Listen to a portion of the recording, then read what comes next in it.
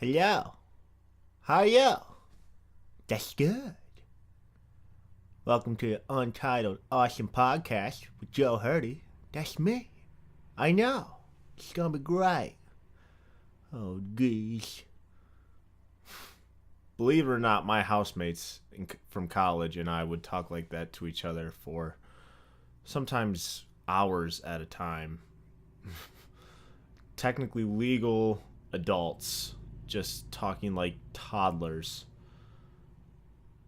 Except for Steven, of course. Steven would just be like, nah, brah, that ain't me.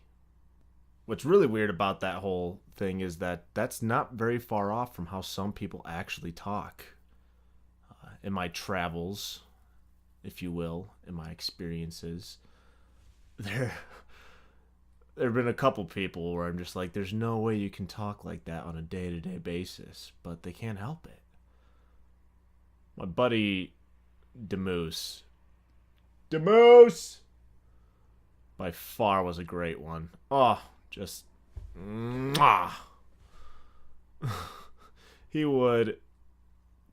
had kind of the same thing going on, not quite a lisp, but he had such a low voice, and I don't get it because he just looked like a child. But he started really low down here. It was kind of moody. And then he just sort of add in that little, hey, guess what? Denard Robinson, he's going to Heisman. He's like the greatest football player ever. You never guess it, but it's so true. Every day. And then, the best one ever. There was this kid that was visiting a friend of mine from school, and I even forget his real name, but they all called him Sid. And I had an idea as to why, but I wasn't entirely sure until I had to ask. So I'm like, is it the way he talks? Like, Sid the Sloth? And they're like, yes, that's exactly where we got the name from. There's still this video. I never laughed so hard in my life. I mean, he embraced the fact he talked this way. I don't feel bad laughing about it. I don't know if that's good or bad or not. He's still creating God's image. Don't look down on him because of it. It's just, I don't know, comical observations. Give me a break. But it's a video of him just at the dining hall when he's visiting with us. And he looks around, and out of nowhere just says, I'm so full. I had a sandwich. I guess you had to be there. Anyway, back to manly things. Sports, beer, getting your chest waxed. I don't get my chest waxed. I might, but I have to have hair on my chest in order for that to happen, first of all. Let's talk about sports, though. Gosh, who is happy that it is football season? I know I am. They really should just make it official that football is America's pastime. I mean, baseball, I still enjoy going to games, but let's be honest, it's getting long. Steroids makes the entire thing a joke, and it's not technically American anymore when we inherit half the league from down south or the very far east. And any sport you can play with a dip in your mouth the entire time, I mean, come on, how much energy does that really take you? But with football, you got to be in shape, you got to be focused, and the overweight guys are the most important on the team. It's great. That is American right there. When you have to, the game is one of the trenches, but you have to train at Old Country Buffet. That's the dream right there. The American dream. Speaking of eating, I love that everyone made a really big deal out of Michael Phelps's quote-unquote diet when he was swimming because of all of the calories he had to consume per day. When I'm pretty sure he just ate what any typical American would want in terms of amounts of food, and he was just the crazy one who was insane enough to work it off. I mean, don't you think you would, if you could stay in some relative shape that wasn't considered an orb, you would eat as much as you wanted to? I would. I'd go for gold. Because you knew he wanted to eat that much. He wasn't forced to. Because of how he handled the whole pot scandal. Michael Phelps, you're an American hero. What are you doing smoking marijuana? He could have said, training. And it would have been fine. It would have said, oh, yeah, he needs to keep it up. We got an Olympics in 4 years to think about. But no.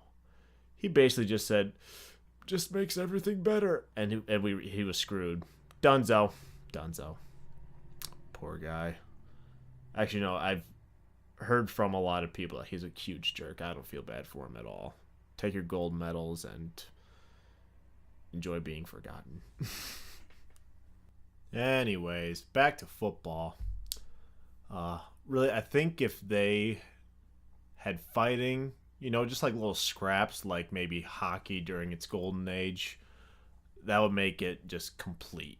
Because we love fighting in this country. I mean, not as much as they do in Israel and Palestine and that kind of fighting. But, hand-to-hand combat, just, true competitive nature. We definitely love that. Who doesn't love to see it? I mean, who really remembers the NBA champions, going back just even a couple of years ago? Unless you're rooted for that particular team, you probably don't, or at least takes you a little while to think about it. But I say Malice at the Palace.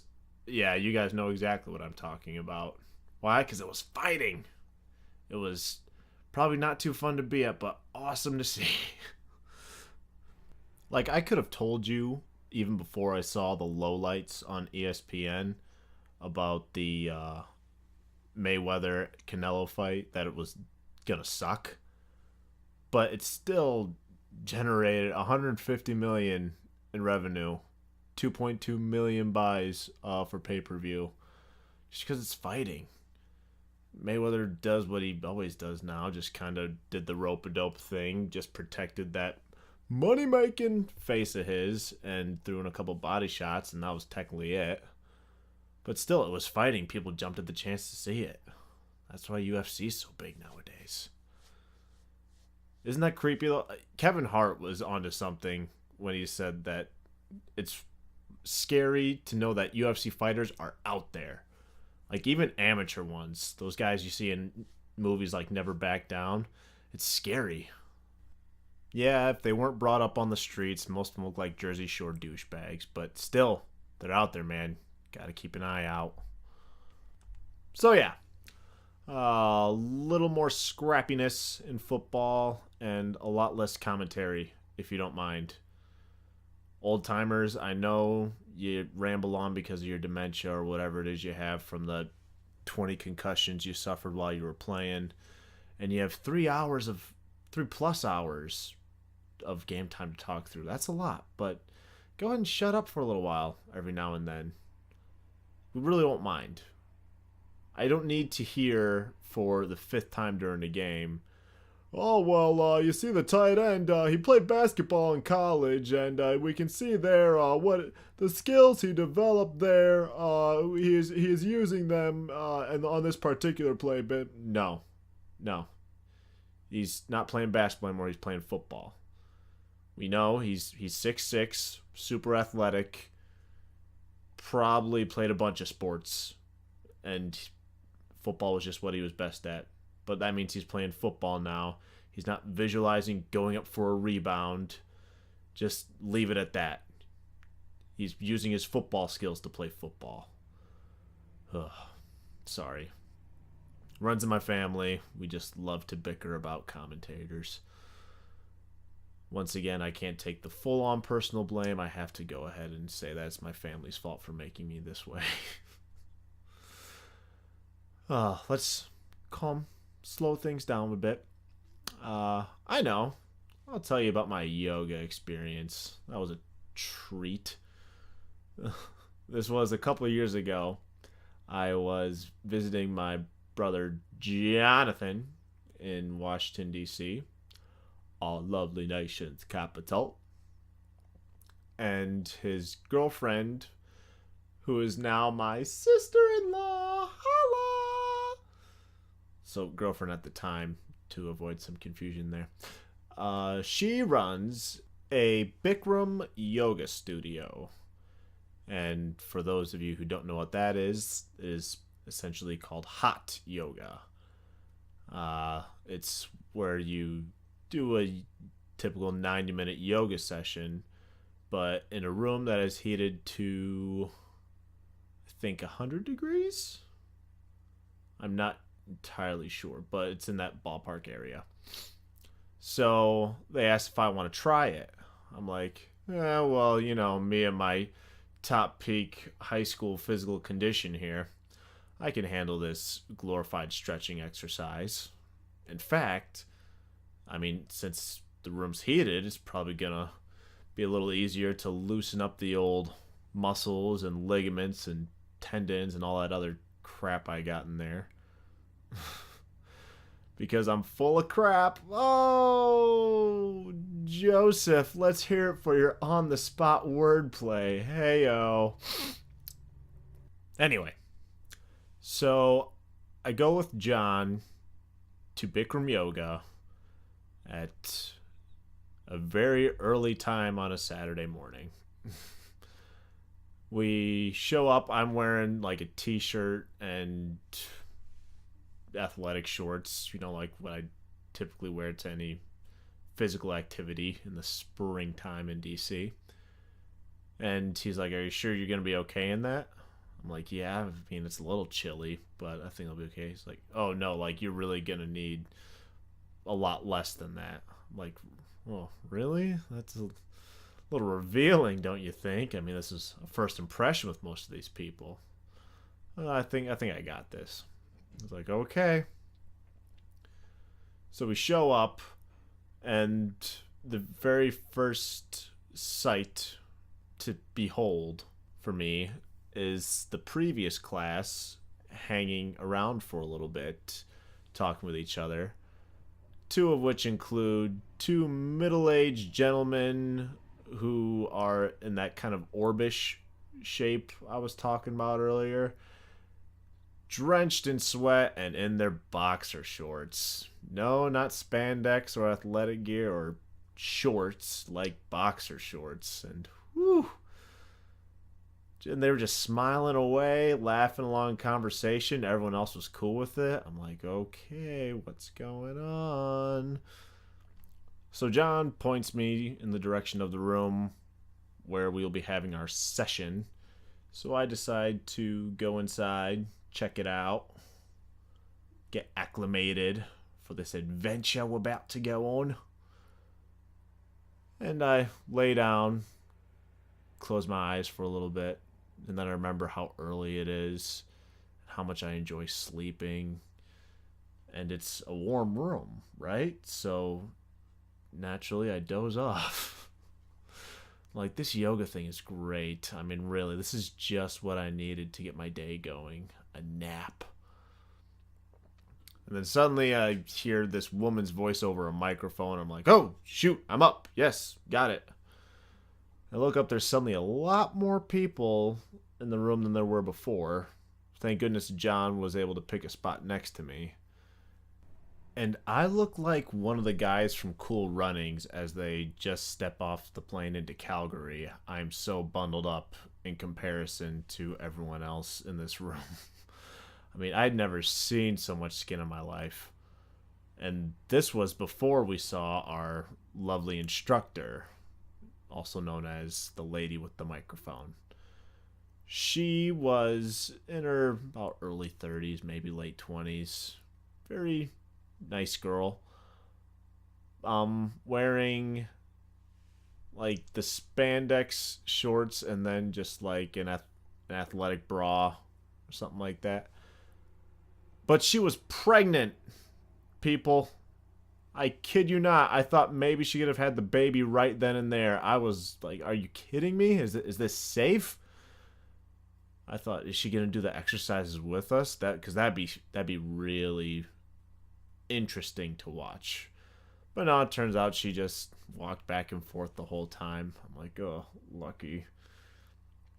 Because maybe 5 minutes into this thing, I was riding the Strugs bus hard. And the shorts themselves, I even considered, biting the bullet, being one of those boxer guys that I saw in the entrance earlier. I mean, yoga itself, for a non-flexible guy like me, it is rough, to say the least. And the heat just added to it. But because it was definitely a workout, and like work, if you stay busy the whole time, it seems to go by pretty fast. So thank goodness for that, because I was not in a good place. Afterwards, John was introducing me to some of his friends who happened to be in the same group as us. And they're like, "Oh, so you've done the yoga before?" I'm like, "No, this was my first time." "Oh, really? I couldn't tell. I mean, you seemed like you knew what you were doing in there." Like, well, yeah, she was telling us what to do via instructions. And I obviously didn't know I knew what I was doing in there, because she kept looking back at me. I'm in the back row. It's not like people are following my lead. They're just like, who is the amateur in the very back? Idiots wearing shorts. But it was a pretty fun experience. I highly recommend you do it. At least give it a try. And work on your breathing for it. Because be prepared. Some people get really into it, and they really go all Darth Vader when they're like, breathe in and breathe out.